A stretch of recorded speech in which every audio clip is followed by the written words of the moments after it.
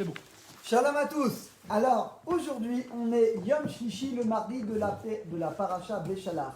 Et c'est un jour spécial pour recevoir la Parnassa, une grande bracha matérielle. Pourquoi? C'est le jour, vous savez, on lit la Ségoula de la manne. Et là, aujourd'hui, on va voir, Bezat Hashem, comment on peut recevoir la Parnassa en 2021. On va voir d'après le Rabbi Lubavitch, on va voir d'après le Rav Shmulevitz, on va voir également d'après la Torah de Rabbi Nachman de Breslev. Donc, Bezat Hashem, partagez ce cours, qu'on ait tous le mérite de recevoir une grande Parnassa Béchefa à l'image de la manne.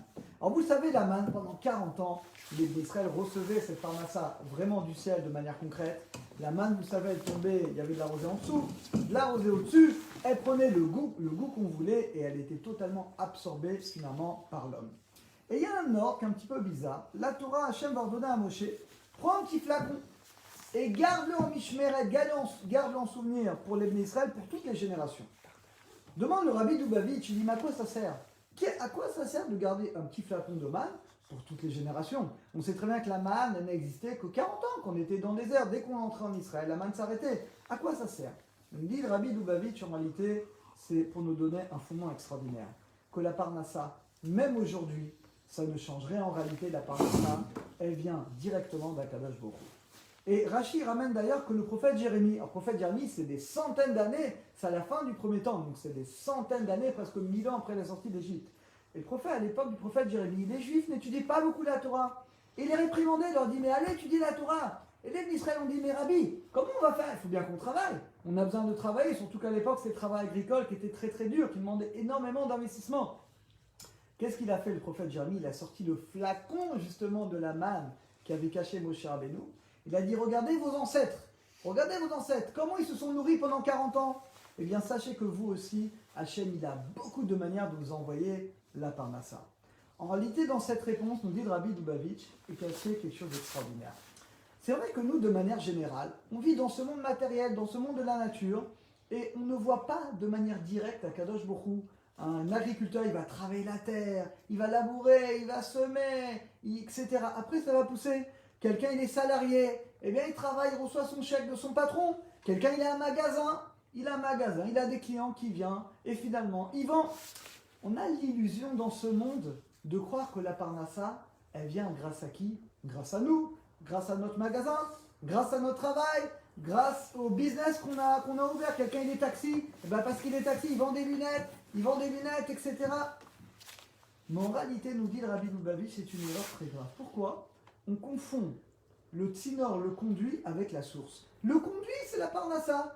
Le métier qu'Hachem t'a donné. Alors c'est vrai que selon ton métier, ça va être le conduit de recevoir la Parnassa. Mais ça, c'est que le robinet. Mais la source d'eau, d'où elle vient la source d'eau? Elle vient directement d'Akadosh Baruch Hu.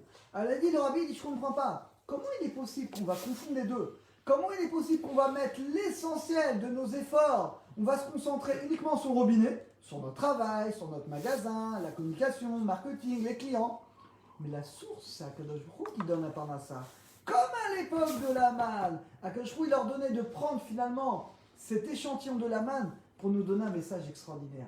C'est que même aujourd'hui, Akadosh Baruch Hu, il continue à donner la manne. Alors c'est vrai que c'est pas pareil, ça va passer par un tsinor, par un conduit.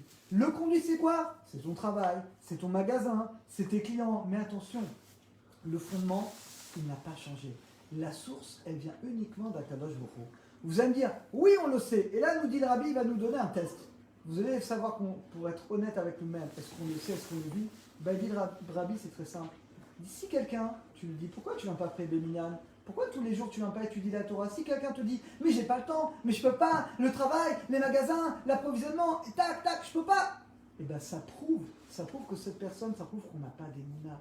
Parce que si on a vraiment la croyance profonde que la Parnassa, elle vient d'Akadosh Baruch Hu, oui, je dois travailler. Bien sûr, je fais shtadlout, je vais travailler, je vais ouvrir mon magasin, je vais faire les heures que je dois faire, d'accord. Mais je ne vais pas exagérer, je ne vais pas en faire trop. Le fait qu'on veut en faire trop, le fait qu'il dit par exemple, il dit quelqu'un il va faire des heures supplémentaires, il va en faire trop, ça prouve qu'au fond, on n'a pas l'émouna que la Parnassa vient d'Hachem. Si on a l'émouna que la Parnassa vient d'Hachem, c'est pas possible que je vais rater les prières Betsibour, c'est pas possible que je vais pas étudier la Torah pour travailler. Mais attends, donc tu crois que la Parnassa, elle vient grâce à ton travail, elle vient pas par le mérite, elle vient pas par bonté d'Akadosh Baruch Hu.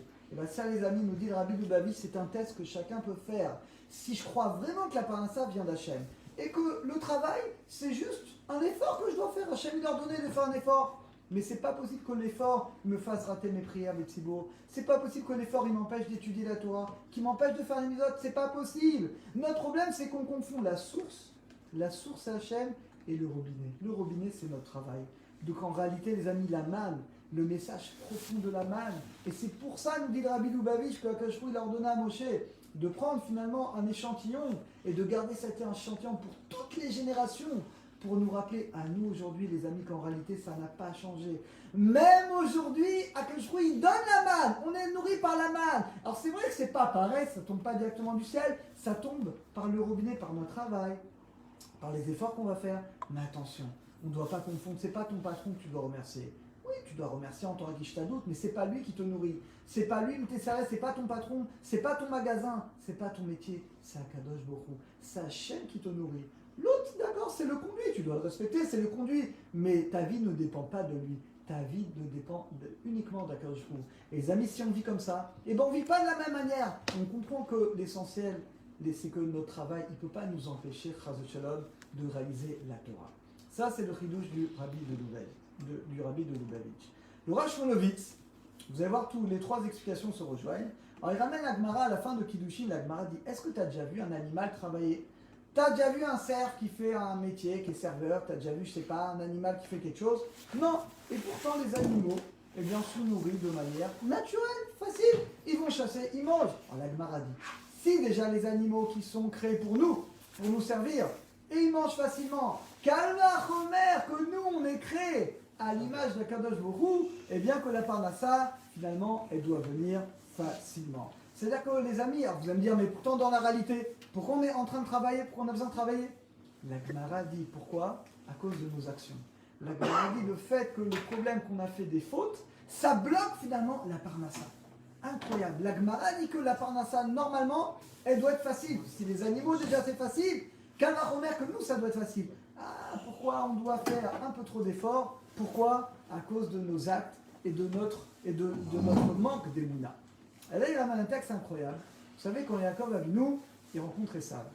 Et là, il le rencontre finalement, et Yaakov, il a peur. Il a peur d'Esav. Il va envoyer, vous savez, des troupeaux, il va envoyer un cadeau.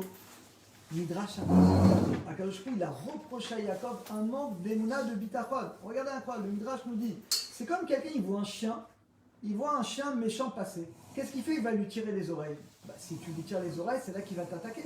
Mais si tu fais rien, le chien il va passer, il va pas t'attaquer. Nous dit le Midrash, c'est Ravuna qui dit ça dans le Midrash, Yaakov Avinu, il a fait une erreur. Esav, il allait dans son chemin. Qu'est-ce qu'il a fait Yaakov? Au lieu de rien dire, il passe, il va pas venir chez toi. Lui-même, il a envoyé des cadeaux, des messagers, va dire, va faire un message, etc. Ainsi, ton frère, il t'envoie, etc. Nous dit le Midrash incroyable. Yaakov Avinu, à son niveau extraordinaire, eh bien, il a manqué un petit peu à son niveau de bitachon, de confiance dans le Kadosh Baruch Hu. Mais s'il n'avait rien fait, ça, il serait passé.